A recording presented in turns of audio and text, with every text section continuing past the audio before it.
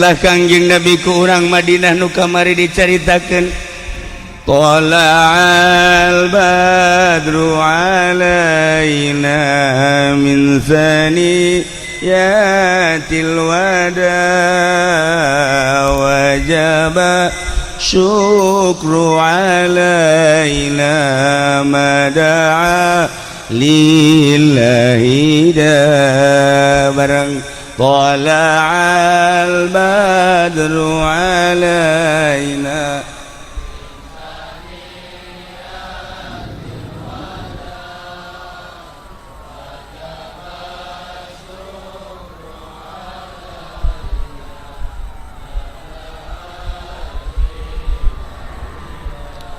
tala'al badru alaina datang muncul datang al badru Kangjeng Nabi nu caang Kangjeng Nabi nu kasep beungeut caang beungeut kasep kolbu caang kolbu badru lir teu beda jeung bulan purnama Kangjeng teh datang alaina ka urang cek urang Madinah tala'al badru alaina datang min saniyatil wada ti arah saniyatil wada kampung datang ngaranna kampung saniyatil wada wajib syukru alaina wajib urang terima kasih ka Gusti Allah kadatangan bulan purnama mada'a lillahi da'i ya Allah iyalah Kangjeng Nabi teh lir teu beda jeung bulan purnama nu mantak cek Imam Ja'far mah cek Imam Ja'far anta syamsun anta badru anta nurun fauqa nuri anta iksiru wa ghalli anta misbahu suduri ya Nabi salam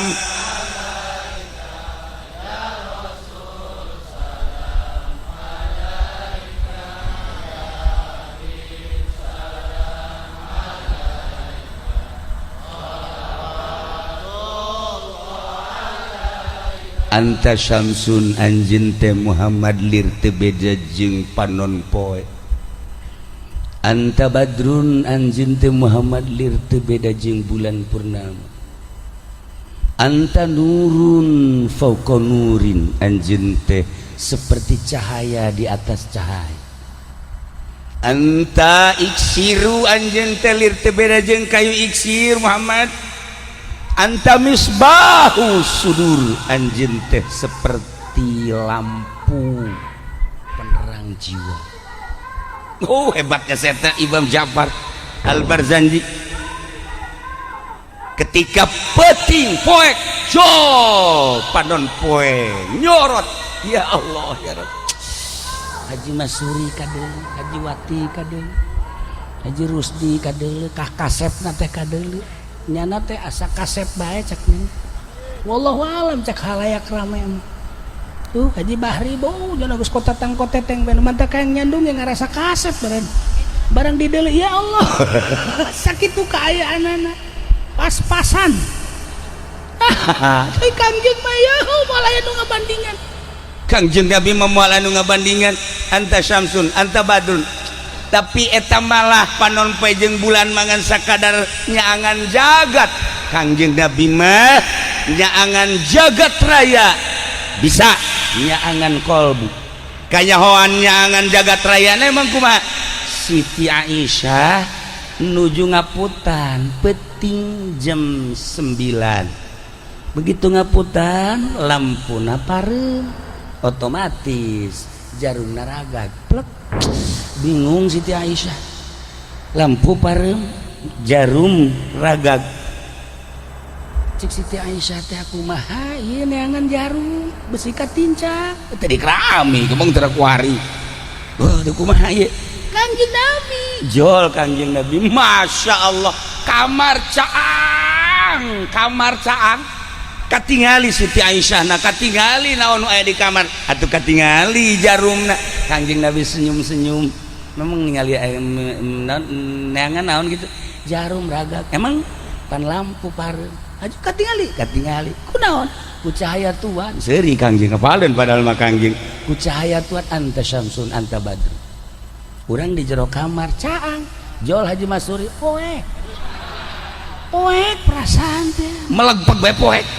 Ya Allah ya Rabbi, eta mah pembawaan bereunnya moekan jagat. aya kari ya Allah Kanjeng Mucaang. Ieu nu paling hebat cacaang Kanjeng Nabi talin eta nyorot fi dunya wal akhirah.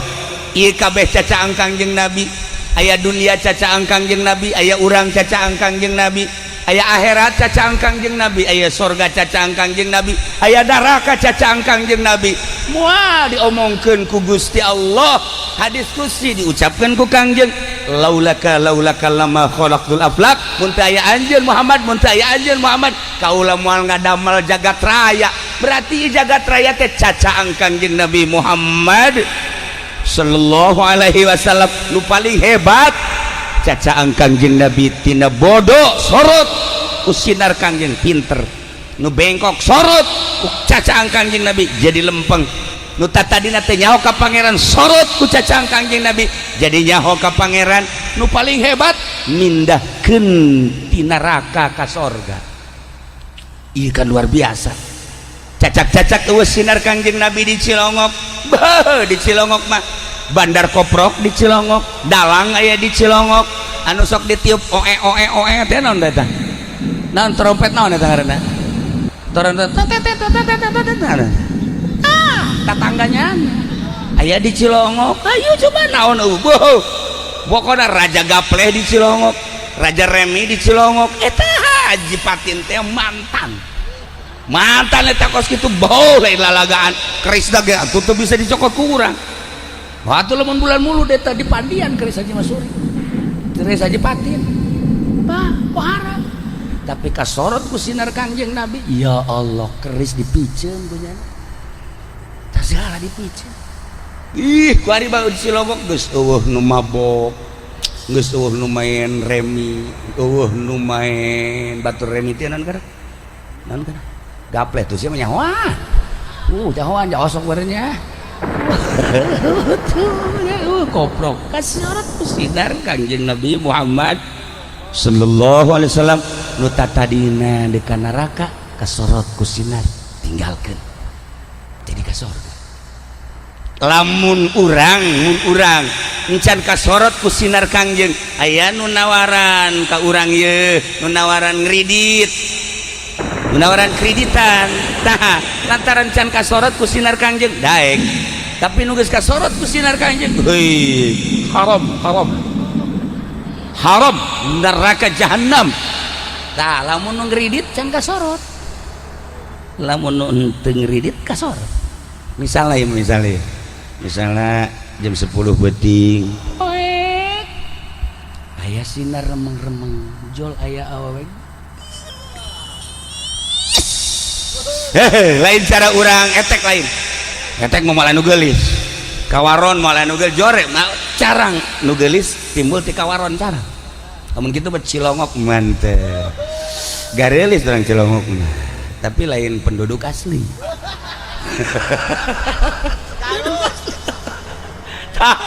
Gelis misalnya ya aya we gelis lah pokoknya kurang mana bae ja seungit nya gelis datang misalnya ke Haji Masuri, hajunyana bubuka bajuna buka jadi buka kutangna dibuka, waduh haju sempakna dibuka, ngangsongkeun diri ka Mang Haji Masuri cek nyana abdi rangda ieu mah deuk sedekah bae ka Mang Haji.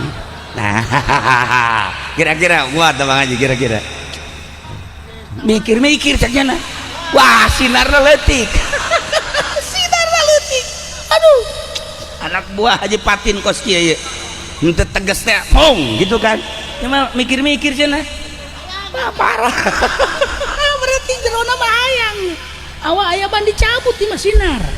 Nah moda mikir-mikir kene coba ka Haji Bahri saya datang aja geus ditihela bae, wah ieu mantep cenah ieu mah bareng disorot cek nya ieu kula rangda geus saya berenang 10 tahun mah ieu menek sodah bokobe ka Mang Haji Bahri langsung ka dieu sia cangkep eueuh sinaran jasa tah mah.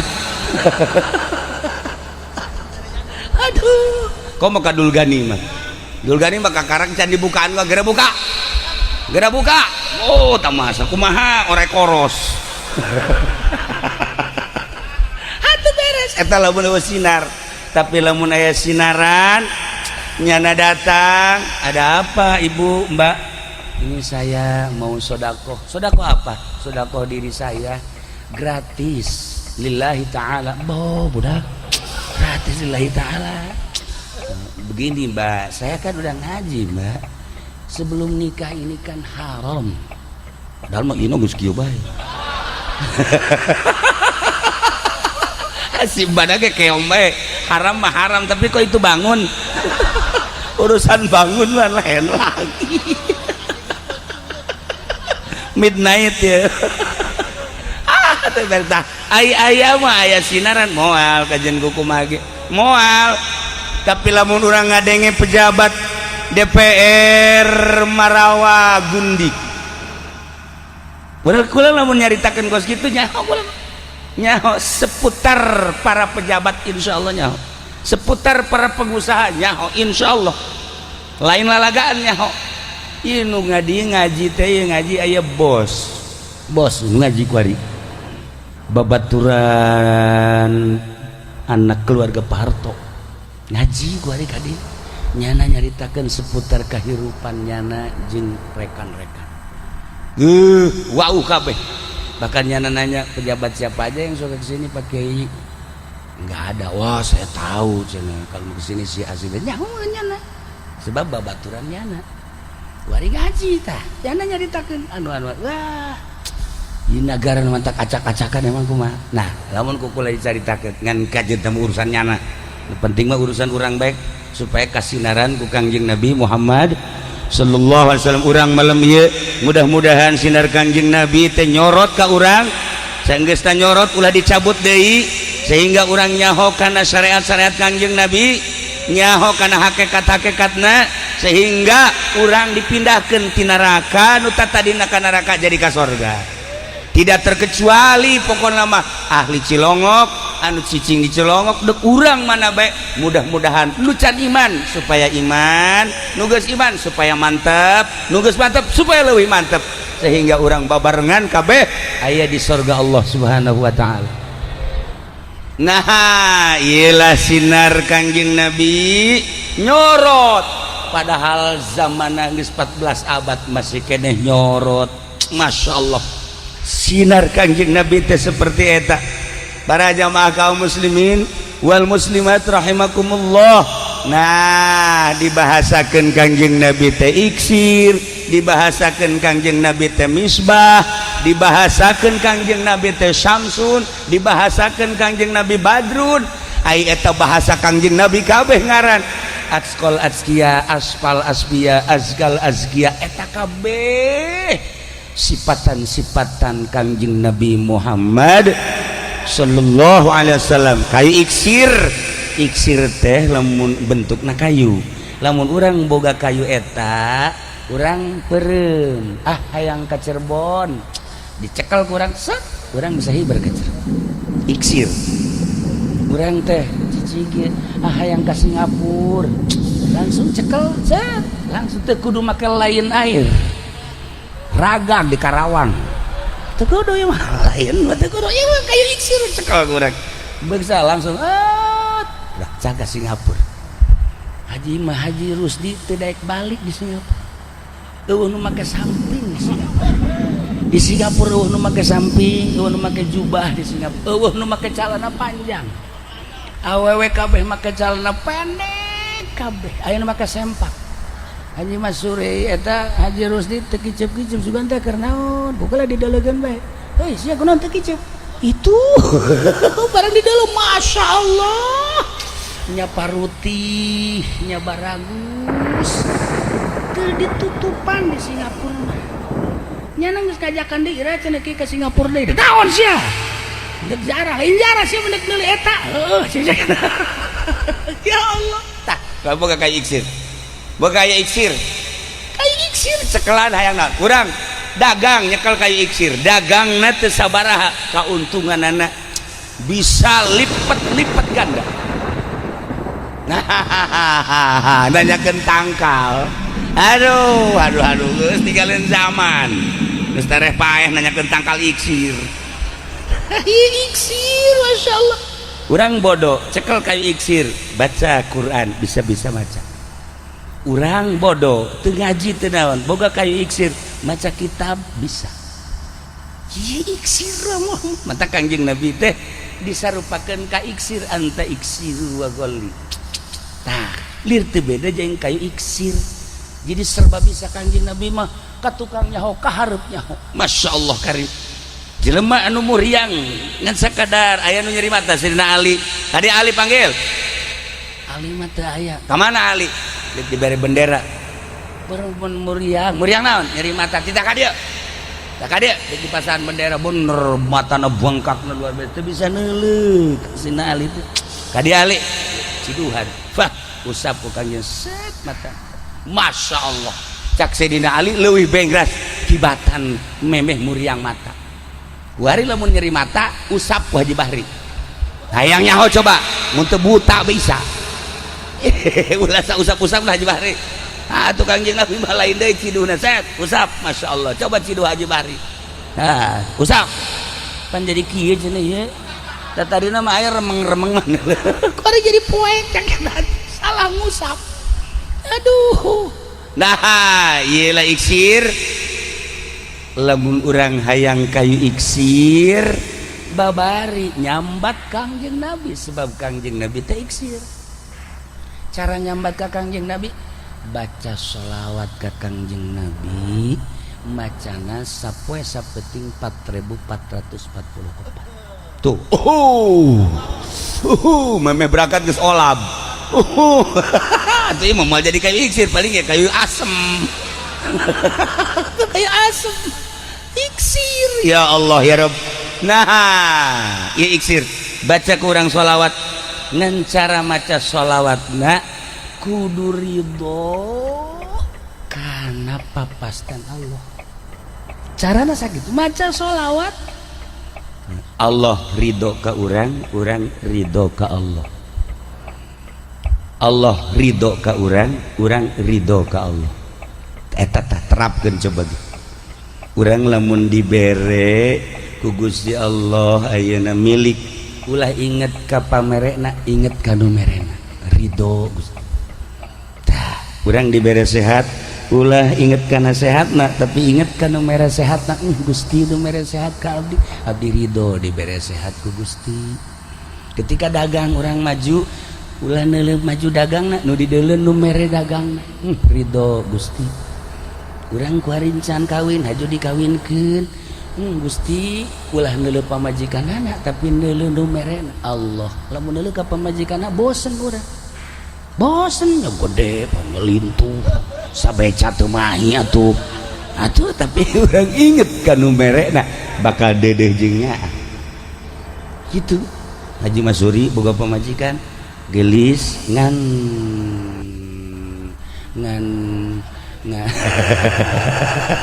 capetang teuing atuh can datang geus ditanya eta kan capetang teuing ngaranna.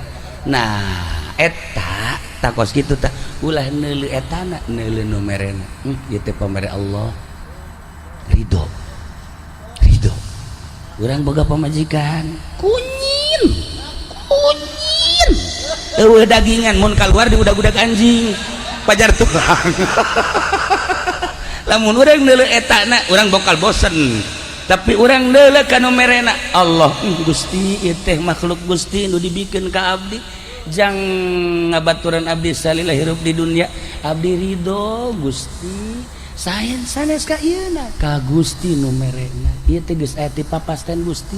Masya Allah babari tah ngomong mah babari ayo coba ridho eta bagus itu kuari urang diri urang kos kieu urang ngaca Masya Allah alhamdulillah Gusti abdi didamel makhluk ku Gusti teh makhluk nu pangmulyana abdi ridho Gusti sanes ka diri abdina kanu merena Gusti maha kawasa jeung maha sagala-galana tah ieu teh kakarak urang ngaridokeun ti Gusti encan Gusti ridho ka urang lantaran jam geus jam 1:30 teh jadi teh anggeus deui bae iksir ieu iksir teh anggeus deui bae wah taun hareup asana ieu mah ieu kakarak datang ka ridho doang tah encan ridho urang ka Gusti ridho Gusti ka urang bakal diceritakan ridho Gusti ka urang teh kumaha emang sebenarnya ridho Gusti ka urang jih atuh lamun Allah teu ridhoeun ka urang emang kumaha disiksa ya urang tapi Allah ridho. Nah sababaraha macam ridhona moal kabahas setengah 12 asana sate tiis sate tuh Haji Rusdi mah geus julat cileuk bae nya mah lain deuk muludan deuk ngadar sate tah ieu ridho Gusti ka urang ridho urang ka Gusti syaratna maca sholawat nama deuk sabaraha bae tapi lamun geus bisa ridho Gusti ka urang ridho ka Gusti Masya Allah ieu bakal jadi iksir urang dok contoh iksir hari eta Aang Nuh bisa ngalengkahan jembatan di Cianjur tahun 80 hiji nyana nyaba ka Garut naik hardtop supirna supir cak supirnya ulah jalan dia jalan dia mah eta jembatanan nuju di omean jalan dia wae cek urang jalan di tu wae tebih ge wios anjur ya Cianjur terus mah pan teu bisa bahasa Cianjurnya nya namanya bahasa dia bae dek kemana sia asana seubeuh urang ngomong ke situnya ulah sorangan bae atuh sia dilegeg anjing sia ngadenge omongan urang Cilongok ngeunaheun perasaan sedep awas ya ayo ai Garut mah lain deui Garut mah mantep dah cekaan teh jalan dewa jembatanana nuju di omean wios sanes wios kitu janten teu aya papalangan teu tiasa ka ditu wios cekaan hayu jalan dinya bae atuh supir terus bae ge waduh cak supir mah ngubrus kabehan urang mobil ieu hardtop datang tah Aangna kan peureum bae nya naon terus iya jembatanna putus terus gas ieu sanes gas gitu entah ya jembatan gas sajareta gas sak supir teh aing kuari paeh ya gas pokoknya nuturkeun ka Aang bae digas ku nya set hiber mobil hiber Aang geus kieu bae geus beres eta entos jebrang entos bangun kaget teh gitu eta saha nu nyebrangkeun aya iksir Masya Allah kan lamun diceritakeun seputar jelema nu geus boga iksir loba di urang loba lain lalagan kula diceritakeun di Tasikna ti Garutna terus ke Bandung terus ke Sukabumi Cianjur Bogor sanajan di dieu Tangerang nu geus baroga iksir terus ka dieu ka Serang ka Pandeglang nyaho insyaallah nu arah istimewa boga kayu iksir wiridana sholawat cuman kudu ayat ridho Gusti ridho urang sambungkeun ridho Gusti jeung ridho urang tah encan ieu bahana bangsa 2 jam deui karek geus ka iksir ngaji 2 jam deui lain kajen kitu tah ieu insyaallah dipending anta syamsun anta badrun anta nurun fauqanun anta iksiru wa wali anta misbahus suduri ngal jadi kakarak naik datang ka iksir teh korenganan urang ngemat nu boga iksir ya ne Kangjeng Nabi syaratna urang kudu ridho urang ka Allah Allah ridho ka urang ya Allah ya para jamaah kaum muslimin wal muslimat rahimakumullah mudah-mudahan urang kabehan baroga iksir kasorot ku sinar Kangjeng sehingga leuleus hate urang nu tadina urang deuk maksiat jadi urang embung kana maksiat ninggalkeun maksiat sehingga urang daek taat ka Gusti Allah Subhanahu wa ta'ala. Iyalah jelema anu geus boga iksir Tuan Syekh Abdul Qadir Al-Jailani nu minggu isuk teu minggu deui nu bakal dirayakeun haulna eta mah langsung iksirna ti Kangjeng Nabi dipasrahkeun ka Tuan Syekh